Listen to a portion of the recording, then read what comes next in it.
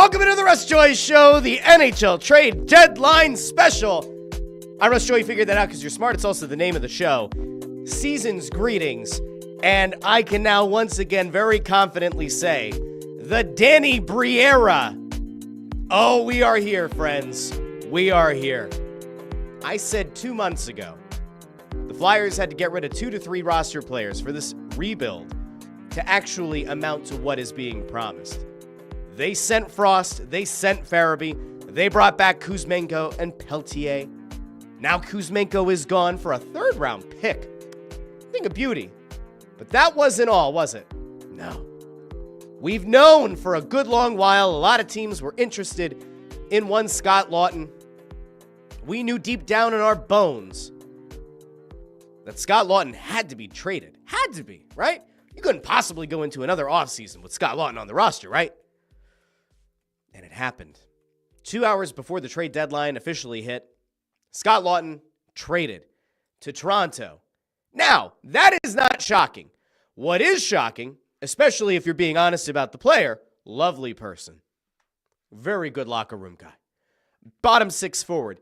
Danny Briere somehow turned Scott Laughton into a first-round draft pick.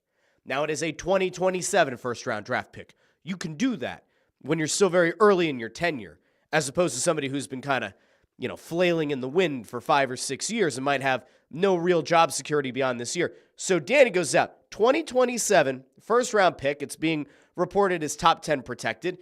Even if things were to go sideways for Toronto, hard to imagine it's going to fall out of the top, or it's going to fall in the top 10. So it's a very big moment for the Flyers. A hell of a return.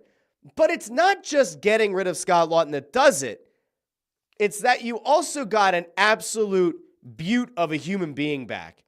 And at this point, unless you've been, I think, unplugged from everything going on in the world, you have probably seen this clip going around. But this was earlier this season. The young prospect that they got back, they didn't get Fraser Minten. We had talked about Fraser Minten on Snow the Goalie. Not the guy that they got. They got Nikita Grabenkin, who is apparently, and I was watching TSN today, is apparently very good friends with Matvei Michkov, which we love. We love that, don't we? The idea that Michkov has a friend on the team. That's a very good thing. I want you to hear about what Nikita Grabenkin had to say earlier this year. There are 3 kinds of checks that he's excited about in the National Hockey League. 3 kinds of checks.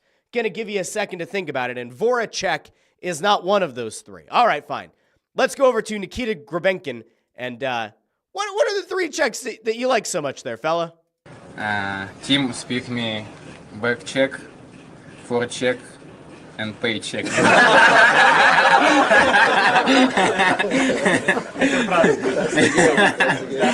Back check, forecheck, paycheck. Oh, we like this guy. I think he's going to do just fine in Philadelphia. And over on TSN, when they were talking about Grabenkin, they said not only is he good friends with Michkov, but he's got a hell of a personality, which could be a great thing, right? It could be a great thing. Will he drive towards nuts? I don't know. He's got, I believe, 21 points. I want to say 21 points in 39 games in the AHL this year. 21 years old. A lot of upside. Viewed by a lot of pundits as somebody who has legitimate upside. Could maybe be a second-line player for you. And when you combine that with this 2017 first-round pick, in exchange for a guy who, in fairness, is a bottom 6 forward, it's a hell of a get. So on the day, the Flyers retain salary. And I saw people getting upset on Twitter because people, I think, are just so used to being upset that they can't see the forest for the trees. But there are people who are legitimately upset that, they're retaining salary on Andrei Kuzmenko. They're retaining salary on Scott Laughton. Now all the retention spots are used up, and that could be a very bad thing for this team going forward. That could be a problem. No. You take the draft capital you can get. You take getting a good, maybe even great, but certainly a good prospect back in this deal. And overall, if you look at the haul that they got for Frost and that they got for Farabee, and ultimately if you subscribe to the same methodology that I do and the same belief in how this team needs to get better, it's always been lower the ceiling, lower the floor. And as soon as they traded Frost and Farabee, what's the thing that we talked about on this show, as well as on Snow the Goalie? You're getting rid of playmaking ability in Frost. You're getting rid of potential goal scoring in Farabee. Ended up working at the Kuzmenko came here and looked pretty damn good. Got you some goals. Started getting some people excited. And I joked that he was almost like the karmic payoff for Zherdev from back in the day because I liked Zherdev and I felt like he never got a fair shake. But now Kuzmenko gets dealt and you get a third-round pick back for him. For a guy that, like, you very clearly had no interest in bringing back. Now, I saw somebody theorize, they can trade Kuzmenko away now, and then they can bring him back in the offseason, and then you have a third-round pick and Kuzmenko. I don't think Kuzmenko is coming back. And in fairness, they send him out to the Kings. They thank him for his service, his very limited run in Philadelphia. But, like, realistically, you just got a third-round pick back. Now, that doesn't guarantee that you're going to find a legitimate player in the third round that's going to end up amounting to anything. But it's certainly more than you were going to get out of Kuzmenko, especially if you, as an organization, decided, we don't want to bring this guy back. There could be a myriad of reasons why you might not have wanted to bring Kuzmenko back. Is there something about his work ethic? Was there something away from the ice? Was there something about his on-ice productivity? Was there something that they flagged within the front office or the coaching staff? Whatever. They got to see what this guy was about, and they ultimately decided, we're good. We're fine. Don't need to bring him back in the offseason. Don't need to extend him. Third-round pick. Now, we get to Scott Laughton, and the Laughton part of this is what is the most intriguing, and it's the thing that this morning on this show, it's the second show that we're doing today. On the show this morning, I noted the fact that I knew that there were going to be some people who were going to be really upset if the Flyers didn't ultimately trade Scott Laughton, and the thing that I was pretty resolute in the belief was, you don't trade him just for a second-round pick for funsies. Scott Laughton should have gotten you back just based on what the rest of the market was. He should have brought you back a first-round pick. And guess what? He did. And so we're going to give Danny Briere a lot of credit here and a lot of earned credit. Because, we just got breaking news. Let me make sure that this isn't a fake account. This is breaking news. This is not about the Flyers. Brad Marchand has now been traded to the Panthers. Brad Marchand traded from Boston to Florida. I'll bring this up on the screen really quick. This is pretty wild. Brad Marchand goes from Boston to Florida. So, boy, oh boy, did that got heated. I mean, the Golden Knights went and put out a tweet that it was just high, and so everybody started losing their shit that Vegas is doing something crazy. Now, in fairness, I haven't been looking at at Twitter. I just pulled that one up. Marchand to the Panthers is certainly something. Wow. Absolutely wild move. That's the kind of move that I don't think any of us saw coming. I think that we all kind of accepted the fact that there was the possibility that he would end up being dealt away from Boston, but I didn't have Florida on that radar. That's not what I expected to see. Apparently, there are further potential trades that could be in the queue, and that's the beauty of doing the show right around 3 o'clock is that now we're going to get to see any of the late arriving trades, but that is an absolutely massive deal for a team that very much believes it's going to be in the mix for a Stanley Cup. So Toronto makes the move for Laughton. They don't end up getting a higher caliber center. We actually, if you're a Flyers fan, you should probably offer Brayden Schenn a beverage or food or a snack or something because the rumor came out that Toronto is actually interested in getting Brayden Schenn, but Schenn wouldn't waive his no trade clause, and so that forced Toronto to come back to the table with the Flyers, hence the first round pick and Gurbenkin. So boy, oh boy, that is interesting. I'm going to keep an eye over on Twitter in the meantime just to see if we have any other trades coming through, but that is absolutely wild.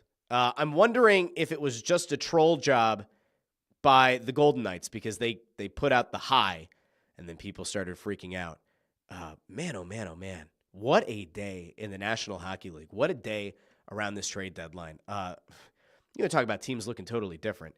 Mikko Rantanen ends up signing with Dallas this morning. We were having the conversation about whether or not that was going to fall through, that he was apparently looking for around $14 million. I think the last thing I saw is 8-year extension, $12 million AAV. Seems like a really good deal for the player. In exchange, Dallas sends Stankoven and 2 first-round picks and 2 third-round picks to Carolina, which is a good haul for them. And, like, again, you're getting multiple firsts back, but when you take it on aggregate and you look at what you initially traded away to bring Rantanen in and then you bailed on it, there are going to be a lot, and I mean a lot, of pundits who are going to take a very good, hard look at Carolina after this deadline. Now, I did see, and I think this was a joke. Where did I see it? Over in the comments. I saw somebody joking about Crosby being traded to Vegas. I did not see that. I know that there are people who are upset that Rasmus Ristolainen remains on this team. If you've been listening to anything I've had to say for the last few months, I've been pretty adamant that they were not going to trade Rasmus Ristolainen unless they got their doors blown off. And getting their doors blown off would include a first-round pick, probably a roster player, probably a prospect. Darren Drager went out this morning and put that out to the world and said that Laughton would require a haul. I would say that the Flyers, all things considered, getting back a young player and a first-round pick, that to me is a haul for a bottom 6 forward. Risto being here does not mean that Risto is going to be here long-term. It is entirely possible that at the draft, somebody comes up to you, they make you an offer you can't refuse. Possible that this time next year, Risto is a right-handed defenseman who, if he continues to play at a high level, will certainly garner attention next year. But they have so many small defensemen on this team that it seemed almost inconceivable they'd move on from Risto unless they had another guy lined up. Now, I did note in the episode description, and I think I tweeted about it as well, Wyatt Johnston has signed an extension with Dallas, so the RFA dream of going after Wyatt Johnston has now died. But I can still kind of feel a little bit positive about where the Flyers decided to go today. Let's go out to the comments, though, because I want to see how happy or sad we're feeling out there. I think that the trading of Laughton is, at the bare minimum, what people expected to have happen. If you were expecting, 6 different trades, you were going to be disappointed no matter what. Let's see. Greg Bondarenko over on YouTube says, good afternoon, all. Chris Freed, Danny actually made some trades today. That is CNN breaking news. Amadeo, video guy Amadeo, had to do some editing for the show this morning. We'll probably have to do more now. Says, oh, my aching tentacles. That's not a good Squidward, but I do a good Mr. Krabs and a good SpongeBob and a good Patrick. But we're just, oh yeah. Nick Bott says, Danny did very well. Greg Bondarenko's happy with the return that Danny got. Let's see. Jim Cochran says, happy. Last time we have to talk about a Scott Laughton trade pod for all those that celebrate. March 25th, Flyers go to Toronto, so get excited about that. Chris Freed says, for a guy to play 661 games and only have 265 points to show for it, getting a first-round pick back is outstanding. I think that's totally fair. Landros, too, says, okay returns. Still wanted another 1 or 2, but I think that was a better day by Briere than I thought. I don't know what you were expecting. Risto wasn't going to get dealt. I think if Cam York is going to get traded, it's going to be in the offseason. By the way, the tweet that I put out yesterday with the percentages that we looked at this morning, they proved to be correct, right? I said high probability that Laughton gets dealt, better than 50% chance Kuzmenko gets dealt, and then I had Risto and York both under 50%. That's where it ended up going. That was not surprising to me. Ryan Reese says, would have liked to see Risto traded as well, but still a good deadline. It was. This is a success. And when you consider this with the Frost and Farabee deal, that's it. Oh, we have a Flyers trade. Woo, woo, woo, woo, woo. Holy shit. Hold on a second. Guys, lower the ceiling, lower the floor. We have quite the trade for your team, your town, your Philadelphia Flyers. Colorado bringing back Erik Johnson. There you go. Erik Johnson, we hardly knew ye. Just when you thought the Flyers were done, they trade Erik Johnson. Friends, Romans, countrymen, I don't know what the return is going to be, but as long as it's not a bag of pucks, well, we're going to be happy with that return. So Erik Johnson also traded. Again, that's the beauty of doing the show starting at 3 o'clock, is we're going to get some of these late straggling calls and these late straggling trades. So, boy, oh boy, oh boy.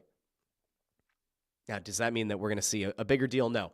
Now, I saw Anthony DeMarco put out nothing yet on Igor Zamula, and then people started going, what does yet mean? And I can give you a little bit of context, I think. Toronto has been circling on Risto for a long time. The Flyers, I don't think, believed that even if, I don't know for a fact that Toronto wanted to go down the Cam York route, but I think that the Flyers looked at what Toronto had available to trade back. And it's like, all right, if the Flyers had to add a sweetener to the pot to get back Gurbenkin and get back this first-round pick, could they have looked to have moved an Igor Zamula as part of that deal? Maybe. Does Zamula really have a lot of value to a team? Probably not. Not a ton. There are always teams that are willing to take a look at guys that have proven to be NHL-adjacent talent defensemen, and you think about the possibility that you get them in your system and maybe you can make more of them than their current team has. But I wouldn't have been surprised, I guess, to see Zamula added to a deal today. But he remains in town. But there you go. You've got Eric Johnson gone. You want to talk about lowers the ceiling, lower the floor. Eric Johnson. Let's see. Sean C. says, given how long it took Peltier and Kuzmenko to finally play for the Flyers, I imagine Gurbenkin won't be able to play a game for the Phantoms or Flyers until next November. I have no idea what they're going to do there. I have no clue at all. I have not talked to anybody from the organization yet. I don't know what the plan there is. I'm sure that Briere, when he addresses the media, will get into that. I'm assuming somebody's going to ask it. But Reed DeFord says, tank, baby, tank. I mean, listen. Laughton, I said this morning, doesn't really lower the ceiling and lower the floor in as big of a way as the Walker trade and the Sealer injury last year did to that team after the deadline, or at and after the deadline. But I do think that this is going to make the Flyers a worse team. I think that the Kuzmenko part of it is also kind of big, especially because he's looked at least somewhat dynamic and has been able to pot you some goals. Carl Bradley over on YouTube says, would have liked a little more activity, but fine keeping Risto and love the return for Lots. Yeah. Josh White checks in all caps, lower the ceiling, lower the floor. Or lower the floor, lower the ceiling. Amadeus says the same thing. Eric Brown says, is a third for Kuzmenko a good thing? I don't get it. I don't know what there isn't to get. If you're not going to bring a guy back, right, and the Flyers presumably now, we're not going to bring Kuzmenko back, yeah, you take a draft pick every time. Why wouldn't you? I'd rather have a lottery ticket than have nothing. If the Flyers had let Kuzmenko stay here and then leave in the offseason, there's nothing to show for it. You not only lose one of your potentially better goal scorers now in Kuzmenko, but you've also brought back a draft pick that could be used. Either you could use it in a draft, or you could parlay it with other picks or other assets to make a move somewhere else. Flyers Purgatory says, not clearing a spot for Andre to play is ridiculous. I think that next year will be Andre's year, is my guess. I think we're going to see more changes on the blue line this offseason. Josh White says, would have liked Risto or Zamula gone. Yeah. Let's see. Bob Wright says, earliest I see them trading Risto now is post-July 1st when they'll get a retention slot back with Kuzmenko off the books. That is correct. That is likely, although there was a belief out there that the Flyers weren't going to have to retain salary to move Risto. Like, here's the thing that we don't know. Was Danny Briere offered a first-round pick for Risto? My assumption here is no. Because if they had been, I think there's a pretty decent chance that he would have gotten moved. Now, apparently, Toronto just traded Fraser Minton for Brandon Carlo, or as part of the Brandon Carlo trade. This is crazy. There are so many things going around right now on X. Oh, boy. My old pal, my pal and co-host over on Snow the Goalie, Anthony Sanfilippo, just put out, well, that Eric Johnson trade came out of nowhere. I was told the Flyers were done. Others you may follow on here as well. I wonder how last minute that deal was. Presumably, it was as close to last minute as it could be. I said a little bit ago that there was the belief that there were a bunch of calls into the league and there was a bit of a queue. But wild. That is absolutely crazy. Let's see. Eric Brown says Luke Schenn gets a second and a fourth, and Kuz only gets you a third. Luke Schenn's a defenseman. Kuzmenko is at best a depth forward. Luke Schenn's not a great defenseman, but what did you think what did you honestly think you were going to get back for a guy who has a month, 2 months left on his contract. Nobody's giving you a second for that. I thought that they would honestly try to get a fourth or a fifth. So getting a third is a hell of a get, in my opinion. Maybe I'm crazy. Josh White says, how does Beauvillier get a second and Kuzmenko get a third? Not a bad return, but come on. I can't imagine getting upset about the return for Kuzmenko. Maybe I'm crazy. Let's see. JMJR13 says, Danny has done exactly what we needed to do. He's freeing up cap, loading up on draft capital. Can't complain. This is about as perfect of a rebuilding trade deadline as you could have hoped for. If you're a total tear it down to the studs person, I hate to tell you, this team wasn't going to do that. So again, if you thought Risto was going to get moved and Cam York was going to get moved today, no shot. If you were holding out hope that some playoff contender was going to, give you something back for Sean Couturier and you're going to retain 50% of the salary, no, that wasn't going to happen. There were people this morning saying, Flyers have to trade TK now. Never a better time to trade Travis Konechny. That wasn't going to happen today. No shot. Let's see. And by the way, I think that there are going to be plenty of moves this offseason. Truthfully, I think that we're going to see more. Let's see. Nick Bot says, if you complain about Kuzmenko trade, your mom's a hoe. I didn't say that. Nick Bot did. Jim Cochran says, based on what we know about the 2027 draft talent at this point, will there be a quality or ready to make the team talent outside the top 10? Nobody knows what 2027 is going to be. I mean, hell, I don't even know how many people know what's going to happen in the 2026 draft. Remember, a year ago, scouts were convinced that the 2025 draft was going to be one of the deepest and have a ton of guys at the top that could be potential franchise cornerstones, and that didn't come to fruition, right? Now it's considered a 3-player draft with maybe the 4th player being a step down and then 5 through 18 being the same quality player. Here's the one thing that we all kind of know about hockey. So much of it is hit or miss. So much of what the pundits and the scouts believe, it changes. It changes on a weekly basis, right? So you got that. Nico says, don't forget to like the video to support the Rustache. I appreciate that. The Rustache is coming in nice and strong. Apparently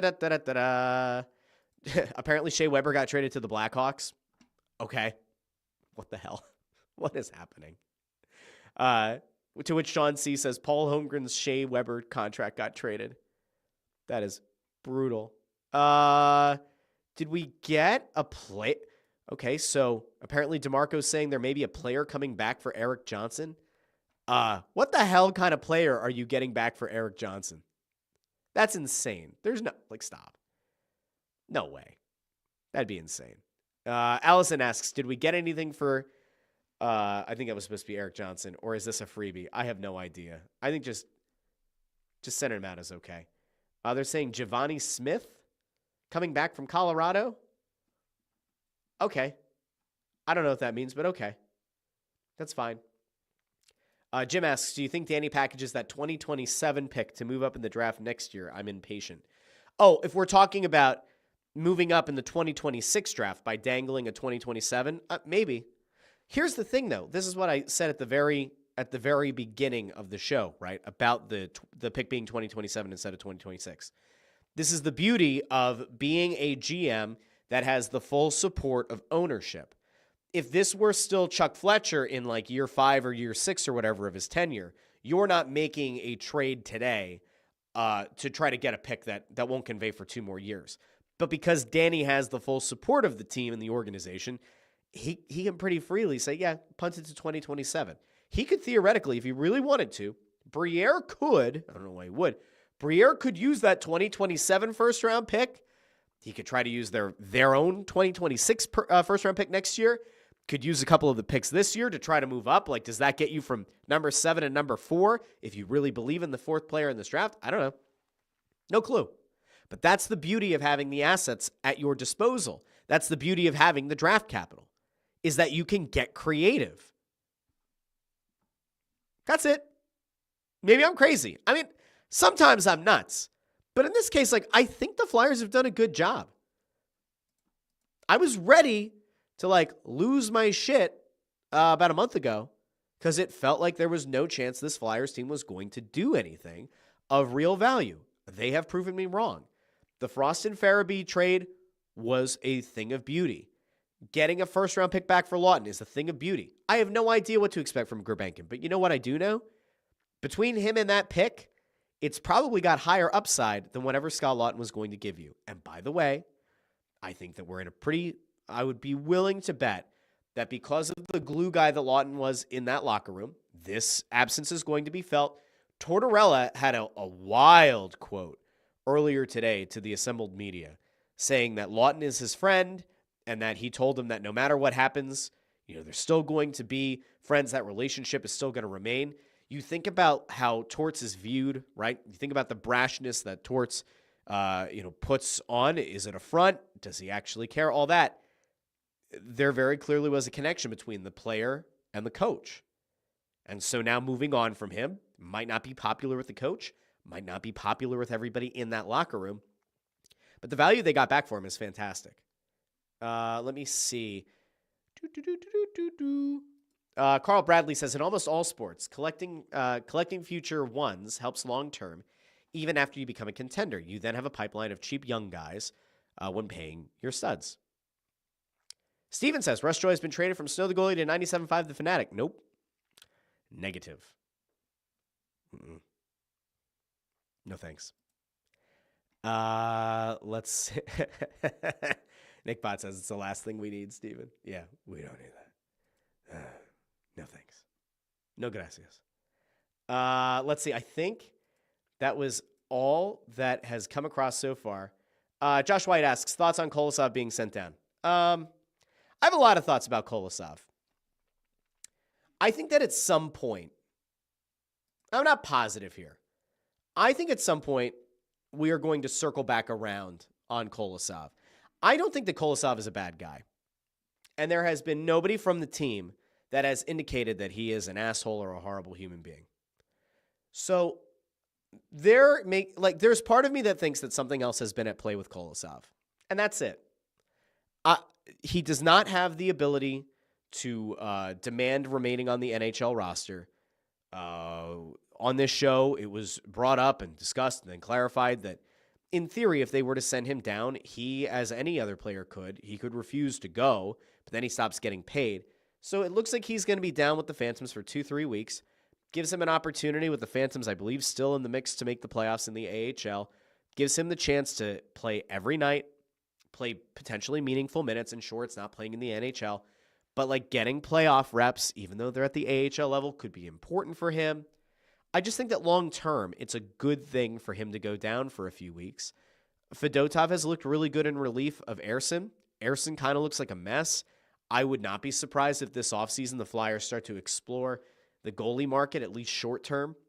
I think that they view Bjornsson and maybe Zavragan as being potential long-term pieces. I don't think they view Fedotov as a long-term guy, just based on age. Probably doesn't make a ton of sense. Could Fedotov be moved this offseason? Maybe. I don't think that they view Kolosov as a legitimate number one goalie, so that probably is off the table. Ersson is a concern. His play since the Four Nations has legitimately been troubling. We'll see if it gets better, but man, the argument of him being a potential number one, I'm not saying that it's dead or over, but it ain't looking great. But again, that could always change. Let's see. Amy said, I didn't think Torts had it in him to praise anyone but a dog. Well, he praised Laughton, so there you go. Greg Bondarenko asks, with the trades, is anyone coming up from the Phantoms? I don't know, but I would assume that does a Lixell come up? Maybe. Tony Louis says, I'm loving how Briere is moving these guys out, and we're actually seeing some serious turnover and shakeup. 2 months ago, I was seriously questioning Briere's long-term plan, but my faith is restored. That's kind of how I feel. Again, Frost, Laughton, and Farabee all getting moved, granted in separate moves, a month and a half apart or a month apart. Not exactly the same impact in your mind as them all getting dealt on deadline day. But that's 3 legitimate roster players that were on this team that entered the season with high expectations or high-ish expectations, and they're all gone. And probably the better of the 2 players that you got for Frost and Farabee has also been dealt for a third-round pick. Like, I don't know how you can complain. And we all know I'm not exactly like a homer here, and I certainly don't like get talking points and, just give fake praise. This is exactly what I asked for the team to do. This is exactly what a rebuild is supposed to look like. Let's see. Sean C. says, total waste of a season when it comes to Kolosov. 3-year ELC, 1 year of actual use if they don't repeat the process next year. Maybe he gets dealt, or maybe he gets the backup job next year. He's certainly not going to be their long-term starter. I just don't see it. Sean C. says, Kolosov, according to Kevin Kerr, has never skated with scratches either. Kevin is not a Kolosov fan. Michael Harnadek over on X, thanks for checking in, says, all of this hinges on Danny being able to get the best picks in the draft. Remember, Hextall was on track to sort of rebuild this team, but his drafts were horrible and actually set us back. This is all true. It is all true. Here's where you maybe look at it and say, all right, the Flyers might be in better position. Lutsenko looks good. They have very high hopes and high beliefs in what Lutsenko is going to be. They were able to get a falling Matvei Mishkov. That might have been a little bit of luck, but it worked out. Remains to be seen what the rest of these picks are going to develop into. I'm not giving them carte blanche and saying that they're infallible and they can do no wrong. But I'm willing to give them the benefit of the doubt right now that some of the picks are looking good. And in fairness, it's hockey. We're not really going to know how good or how bad these picks are for a few years. Nick Bott says, Briere easily gets an A for getting a first and a prospect for Laughton, then flipping Kuzmenko. Very good deadline for him considering he didn't want to move on from Risto. Andrew Fawcett says, so Danny traded Frost and Farabee for Peltier and a third. Sort of. Which was a cap-clearing move. Like, all things considered, he cleared cap and got a third-round pick back. I don't know. Is that a good return? Is that a bad return? We can look at it on aggregate. And I'm sure on Press Row Show tomorrow, we'll discuss it. We can have the conversation about it on aggregate. Bob Wright says, 2026 seems to be the year of spending money. Wonder if we see them try to get a 1C via trade this offseason or next. That's where all this draft capital, I think, is going to end up paying dividends. Are they at the point right now where they could go and make a legitimate pitch to a top free agent to sign with Philadelphia? Hard for me to imagine they could. But you offer a team some of this treasure trove of assets you have in the draft. It's possible that you could end up getting somebody. It is. I don't know what that's going to look like, but I certainly feel better about them entering this offseason than I did a year ago, or 2 years ago, or even 3 years ago. Let's see. Carl Bradley says they have 7 of the top 50 picks this spring. Even a terrible draft should net something. That's true. There is like the idea that if you have enough shots, if you have enough cracks at it, at least 1 or 2 of them should hit. You have 7 picks between the first 2 rounds. At least 1 or 2 of them had better become actual NHL players. They better. And they better be certainly better than bottom 6 guys. It was funny. I saw somebody today. I don't have the tweet pulled up. There was somebody this morning that complained about Laughton. And they were like, Scott Laughton was a first-round pick. And if all you're able to get back for him is, like a third rounder, a second rounder, whatever, it's a total failure. And it's like, well, okay. Just because Laughton was a first it wasn't Laughton. It was Frost and Farabee. It was the Frost and Farabee thing. It was, these guys are both first-round picks, and all they ended up with it was Peltier and a third-round pick.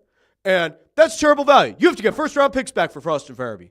It's like, just because somebody thought that Frost and Farabee were good enough to use first-round picks does not mean that you just get the benefit of, like, years down the line convincing another team that they're somehow worth what you used on them. That doesn't work. Sunken costs don't factor into future expenditures. You don't, as a GM of a team, say, oh, yeah, we were ready to give you Kuzmenko and Peltier, but then we noticed that these guys were both first-round picks at one point, so we're going to throw in a couple of firsts just so that you can recoup some of what you lost as an organization. Like, that's not how that works. It's insane. Philly Sports Experts says, I just don't understand the reason for keeping Risto. That really lowers the ceiling and lowers the floor to help potentially get a top 3 pick in a 3-player draft. I think that if they were going to do it, right, the place and time it would have been most impactful is early in the season. Do I think that trading Risto would have helped them to bottom out? I do. However, if you look at where the current tankathon spots are for the lottery, the Flyers aren't in a position right now where they could even get down to like where San Jose and Chicago are at 43 and 46 points respectively. Like, you're not making up a 16-point gap to get to where Chicago is with the second best odds of getting the first overall pick. Like, that ain't happening. Now, you could make the case that you lose a bunch of games here, that you can fall behind Pittsburgh, get to number 6. Could you continue to fall and get behind Seattle, which has 56 points in the same amount of games played? Could you maybe make up that gap? Sure. Could you fall another 2 points to where Buffalo is at number 4? Maybe. Could you fall back, the 9 points it would take to get you back to where Nashville is at number 3? I don't know. That's where it all starts to get kind of crazy. Trading Risto also wouldn't have guaranteed you that you were going to lose each of your next 19 games. So I don't know what people expected. Now, Flyers Purgatory makes a pretty good point here. This June and July is make or break offseason. You didn't tank. You said the rebuild won't take 5 years, so making the playoffs next year is mandatory. That's why I think that next year they are going to make some moves, and they are going to actively look to make it into the postseason. And I think that on the whole, a lot of Flyers fans are going to be okay with it. I think that Flyers fans are going to be excited with the possibility of watching a young team with some young pieces, some talented pieces, try to make a playoff run. That's what I would expect to see happen. Let's see. Oh, Gabe is right. Gabe over on X and Ryan Reese both point out it was Peltier and a second and a third for 6 points in 24 games combined. Yes. Let's see. Nick Bott disagrees, by the way, about the mandatory making the playoffs next year. I think they'll make it. I do. I don't know how many people are going to be pissed if they miss the playoffs, but I'd much rather just see them make it next year because I don't think they're going to be bad enough to end up at the top of the lottery. And so you're back picking in hockey purgatory, but you are doing it on the backs of having a lot of young guys in the lineup and all kind of growing together. I don't know what that'll mean. All right. I think that's about where I want to end. This show actually went a little bit longer than I intended for it to. There was a show this morning where we thought about what could happen with the Flyers. And a lot of it ended up happening. Laughton got traded. Kuzmenko got traded. The defenseman went nowhere. I don't see any other trades coming through. I have not seen any last-second trades getting thrown onto Twitter from any of the big insiders. So, the biggest thing that happened here from the time the show went live is that Brad Marchand ended up in Florida. So that's pretty insane. Now, I will be back on Saturday and Sunday over on the Snow the Goalie channel. We'll have the Press Row show both days, and then next Tuesday and next Thursday. Oh my God, that's a lot of shows. But if you're new to this channel, if you haven't been here before, we tend to talk about Philadelphia sports and a lot of other shenanigans, and sometimes there are good to bad impressions, and sometimes we talk about non-Philly sports, talk about national sports, some other stuff. So if you haven't done so already, consider clicking that subscribe button. If you like podcasts better, the show is available on Apple Podcasts, Spotify, Pandora, Amazon Music, and wherever you get your podcasts. Show happens every Monday, Wednesday, Friday at 8:30 a.m., or somewhat close to that. So for now, that is the end of today's show, the second show of the day. I want to thank everybody who joined me live on YouTube, X, and Facebook. I want to thank all of you who watch or listen to the show after the fact on YouTube or any of those platforms or any of the podcast apps. Again, seriously, like the video, share the video, subscribe. We're on the drive to 1,000 subscribers. We're going to get there, damn it. But anyway, I want to thank all of you one more time. Have a great rest of your day. The Flyers make a few trades. We can all rest easy. They didn't stand pat, and I forget the person's name from this morning. Danny Briere did not prove to be a poor man's Ed Wade. That is something we can all be excited about. Have a great rest of your day, everybody. I will talk to each and every one of you this weekend over on Snow the Goalie and on Monday here on the Russ Joy Show. I've been Russ Joy, but you knew that already because you're smart, and it's also the name of the show. Have a great weekend, everybody.